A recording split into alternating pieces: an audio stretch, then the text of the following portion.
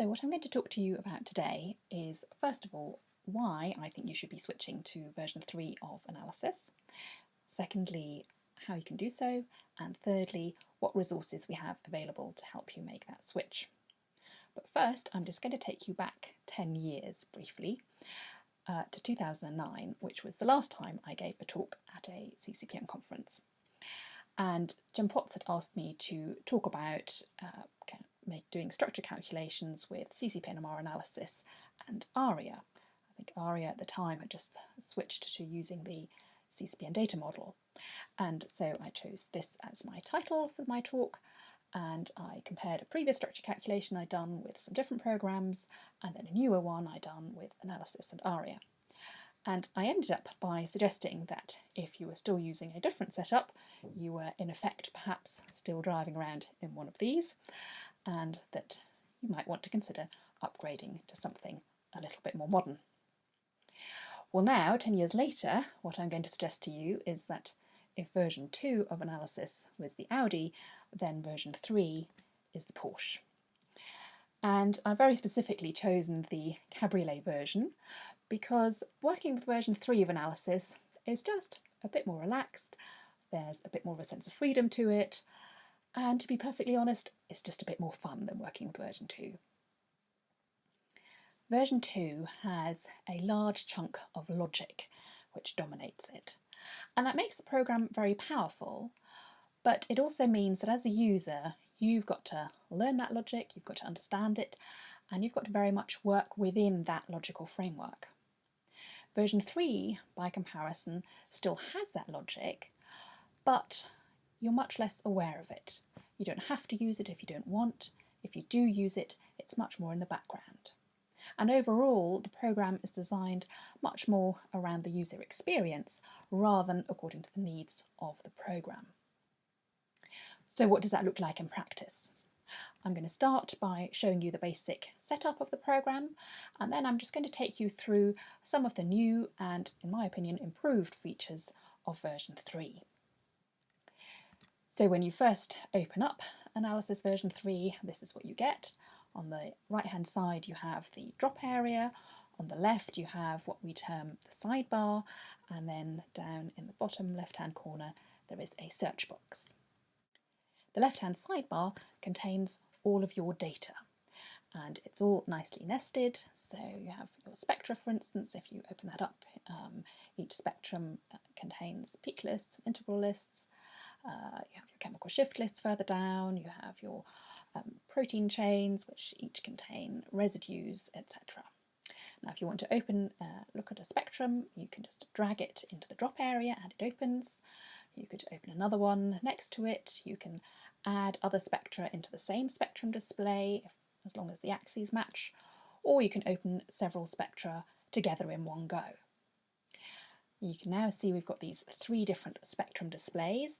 They each contain what we term a strip, and in the top left-hand corner, each of these has got a strip name or strip identifier. And there is always one strip which is the active strip. We refer to it as the current strip, and that is always shown by highlighted axes. So as you click through, different axes are highlighted. Now you can also add additional strips to a spectrum display, and that's perhaps a bit more what we think of traditionally as being strips. You can also open other bits of data. So for instance here, chemical shift list will then just open as a table, and then we also have other modules which we've designed to do particular tasks within the program. So here, for instance, is the peak assigner. As I say, each of these little windows we refer to as a module, and you can move those around and resize them as it suits you. Some of them have, in the top left-hand corner, a little gearbox which opens up a separate little settings area specific to that particular module. And then finally we have a right-hand mouse menu which is context dependent. So depending on where you click, your right-hand mouse menu will adapt to suit what you can do in that place. You will see that some menus have a 2-letter shortcut here on the right-hand side, and those are the keyboard shortcuts. These are now 2-letter shortcuts, not case sensitive, and you don't need to type the comma, so just TB to toggle the toolbar on and off in that particular module. Right, so let's have a look at some of the features. The top feature that everybody always wanted in version 2 was an undo button, and that now exists. So as in every other program, Control-Z, or on a Mac it's Command-Z, will undo something, and then Control-Y or Command-Y will redo it. You'll have seen on that little video just now that there's quite a lot of dragging and dropping. That's symptomatic really for version 3. There is a lot of dragging and dropping now.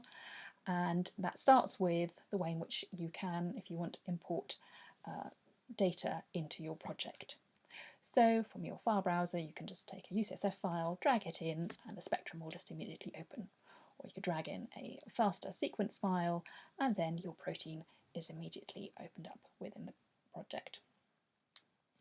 There are lots of different file formats you can drag in, so spectra in any format. You can drag in a folder with lots of spectra and they will all load. You can drag in an Excel spreadsheet with paths and file names for hundreds or even thousands of spectra and they will all load. Obviously you can load projects, version 3 projects, but also version 2 projects and Sparky projects, BMRB files, FASTA files, text files, NEF files, PDB files, pretty much anything you might want to add to your analysis project. The other thing you can drag and drop is strips, and I have to say this is a feature that I personally really love because to me it always seems very natural and intuitive when working with strips that you want to be able to just move them around at will, and that is exactly what you can do now. So with your mouse you just grab hold of the strip name or identifier and move the strip to where you want it to go. So if you've got a small peptide, you can pretty much just assign it by hand in this kind of way. Interactive phasing is another feature we've added. I think this is going to be of particular use to those people who use NMR pipe to do their processing. So rather than using NMR draw, you can now use analysis to do your phasing. As with any other program, you can just select traces, do your phasing, you can set a pivot, and then once you're done, you can just read your phasing parameters off from below, add those to your NMR pipe script and reprocess it. What's particularly nice is that this works not just with 1D and 2D spectra, but also here you can see some phasing on a 3D spectrum on some peaks selected from different planes in the spectrum. We've also added support for multiplets. So if your peak is split into a multiplet, you can just select the peaks and mark them as being a new multiplet, and then you can see that you get these peaks will be linked here in the middle, and in your multiplet table you can see the component peaks, but importantly you then also get the chemical shift reported as the average chemical shift of all the components. And this works in as many dimensions as you want and as many components as you want, so not just for doublets but also triplets, quadruplets, whatever else you have. We're currently in the process of rejigging the whole way in which we do peak fitting. What we're heading towards is a system where you can then look at the original peak, but then also the fitted curve and compare those visually, look at residuals and all that kind of thing.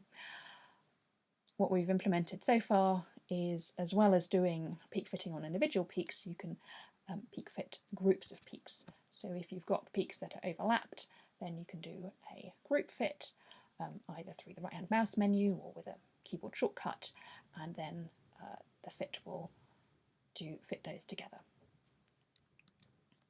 We've also dramatically improved our support for 1D spectra.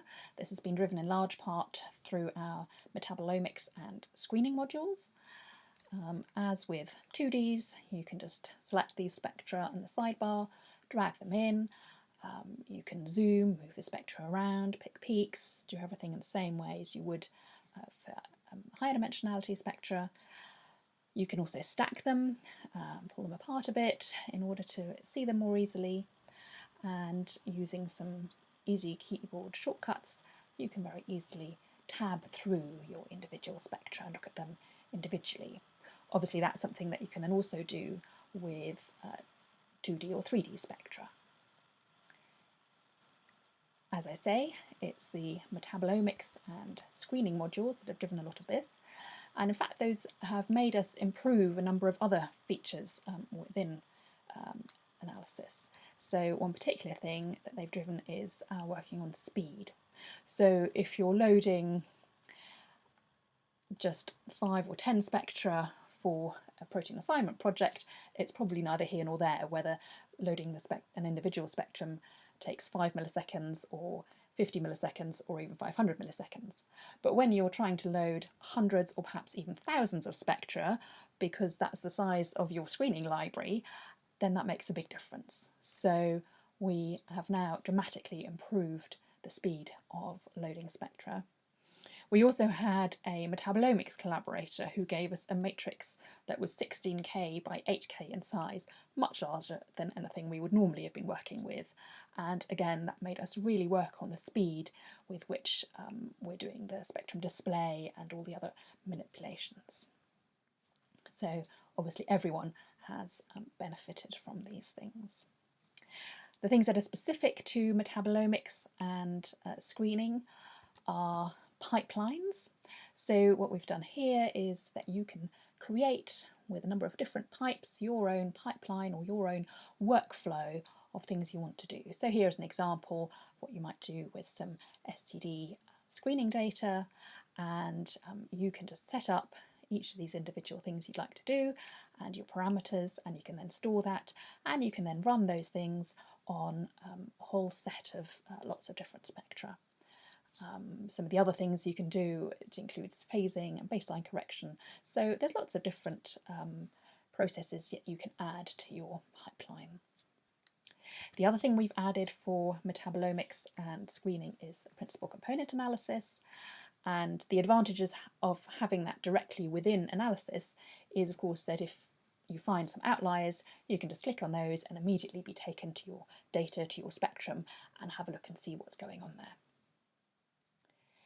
So that really covers some of the things that are new in version 3. Let's have a look at some of the things that are improved. Well, one of those is the Python console. I don't know how many of you ever used the Python console in version 2.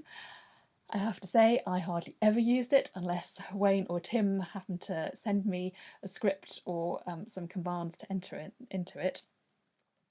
I just found there was too high a barrier really to kind of work out what it was I was meant to type and how to use it. And what we've now done for version 3 is hopefully lower that barrier so that it becomes easier for people to start using the Python console. So if you open it up, then you'll see that it has 2 sections. There is the lower part down here where you can just type commands in, and then there's this top part, and you can see that as I'm doing things using the graphical interface, each time the Python command is shown and typed out here. And so what you can then start doing is copying those, pasting them down below, making the changes you want to, and then start using those commands yourself. Obviously you can also, as well as using them individually, you can start putting them together and turning them into little macros. So we're hoping that's going to be a way for people to tailor the program to their needs and to what they want to do. We've also made changes to the backbone assignment routine. There was nothing particularly wrong with that in version 2, and yet we still managed to just make it a bit slicker and a bit more user-friendly, I think. So you can see here on the left-hand side in the spectrum display, I've got 3 consecutive strips, and we're looking for matches for the one on the left. The matches appear on the right-hand side, and when I found a match I can just drag it over here, and that then forms a connection between those 2 residues, and immediately we're starting to look for the next match. So you can just drag and drag and drag if you've had nice data like this. And down here you can see how the chain is growing and how the residues are being linked together. And at the same time you then also get suggestions in the sequence for where it might go. Once you think you know where it is, just drag the residue onto the sequence, and then you've got your sequence-specific assignment. as I say, I think it's just a bit more user-friendly and just a bit slicker than the old system. The same is true for chemical shift perturbation analysis. There were a number of tools for this in version 2, but I think we've just improved it by making it a bit more interactive and user-friendly. So here, for instance, you can see the spectrum down below. In the middle, there's a histogram of the data, and you can see that that histogram is now interactive. So you can just change the threshold you want to use interactively. If you click on your data, then your table automatically goes to that data point, as does the binding curve. Or alternatively, you can click on the data points in the table and navigate through it in that way. If you link analysis to your installation of PyMol, then just through a click of a button, you can immediately have a look at the results on your protein structure as well. Then we come to some of the things which should be really easy, and yet somehow in version 2 they were really awkward and hidden. So one of those was flipping your spectra, swapping the axes around. All you have to do now is just type XY or YZ or whichever axes you want to swap, and the spectrum will flip. Very easy now. Another thing that was always a bit hidden away in version 2 was changing the aspect ratio. That again is very easy. You just scroll your mouse wheel on one of the axes and the aspect ratio will change, and once it's where you want it, you can just click on lock in the bottom left hand corner and it will stay the same. Organising your spectra. I recently had a project where I had about 70 different spectra, and you can organise those in version 2, but it takes quite a while and it's quite awkward and annoying. In version 3, this is going to be much easier using the spectrum groups functionality. So you can just choose any set of spectra that you want to group together in some way. So here, for instance, is some T1 data. You just say, make a spectrum group, enter the name for it, and then down below on your left-hand sidebar, you've now got easily accessible. Immediately I can get my T1 data and I can quickly and easily drag it across into the drop area if I want to have a look at it. I now just want to finish off by emphasising flexibility and the flexibility of version 3. There are lots of things in version 3 which you can do in many different ways. A good example of that is the way in which you make assignments. So one possible way of making assignments is to use the peak assigner, and some of you will recognise this as being similar to the assignment pop-up in version 2. But you can also use our NMR atom assigner. You can also drag NMR atoms or residues from the left-hand sidebar onto a selected peak, or you can double-click on NMR atoms or residues in the sidebar and bring up a little editor to make changes. And really it depends. In different situations you will want to use different ways of doing that, or perhaps individual people will have preferences for using one assignment method over another. And really that comes back down to what I was saying earlier about program design.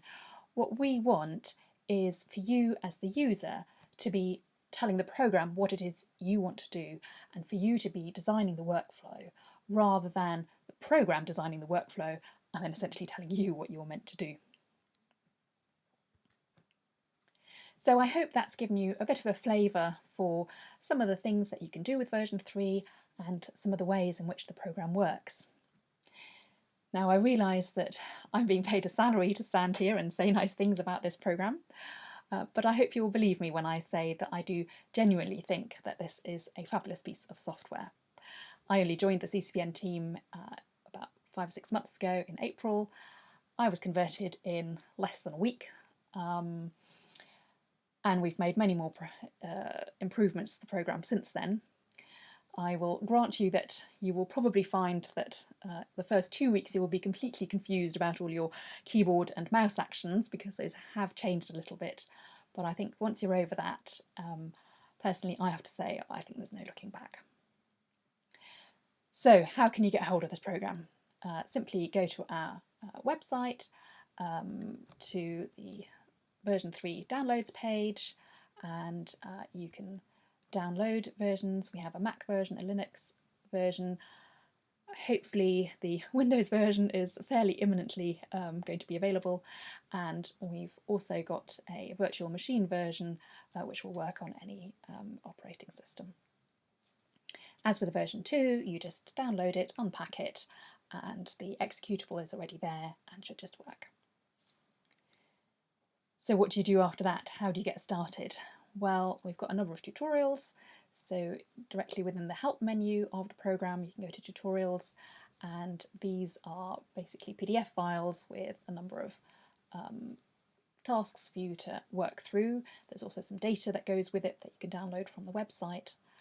And we recommend that everyone starts with the beginner's tutorial, and that will just give you a bit of an overview of some of the basic functions within the program.